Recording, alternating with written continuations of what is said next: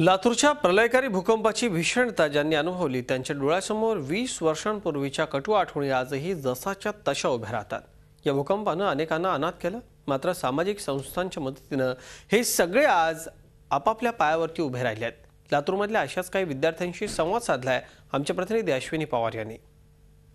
किल्लारीच्या भूकंपामधून जे लोक अनाथ झाले होते असे काही लोक आपल्या बरोबर आहेत। मला सांगा, 1993 साली जे भूकंप झाले होते त्यानंतर तुम्ही इथे आलात आणि भारतीय जैन संघटनेच्या वतीने तुम्ही शिक्षण घेतलं। 1993 ते 2013 ह्या 20 वर्षांमधला तुमचा प्रवास कसा होता?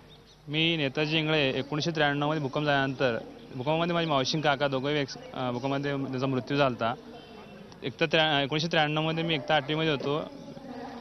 1993 मध्ये BGS या संस्थेने आम्हाला पुण्याला इथे शिक्षणासाठी घेऊन आले। या संस्थेमध्ये मी एकता 8वी पासून ग्रॅज्युएटपर्यंत BSc कंप्लीट करून इथून नंतर मी MSc बाहेर कंप्लीट केलं। MSc नंतर सध्या मी मल्टीनॅशनल कंपनीमध्ये ॲज अ रिसर्च सायंटिस्ट म्हणून कार्यरत करत आहे। सध्या इयत्ता 5वी मध्ये असताना 1993 मध्ये मी इथं आलो। 10 वर्षाचं इथे मला शिक्षण मिळालं शांतीबंधूंच्या आशीर्वादामुळे। आणि आज मी नाशिक महापालिकेमध्ये केंद्र प्रमुख म्हणून आहे। जवळपास 18 शाळांचं व्यवस्थापन माझ्या अंडर चालतं। आज या ठिकाणी आल्यानंतर जे मला शिक्षण भेटलं आणि ते शिक्षण पूर्णपणे संपल्यानंतर ॲज अ सेकंडरी टीचर म्हणून आर्यन वर्ल्ड स्कूलमध्ये आज मी काम करत असताना याचं सर्व श्रेय मी शांतीलाल मुत्ता यांना देऊ इच्छितो।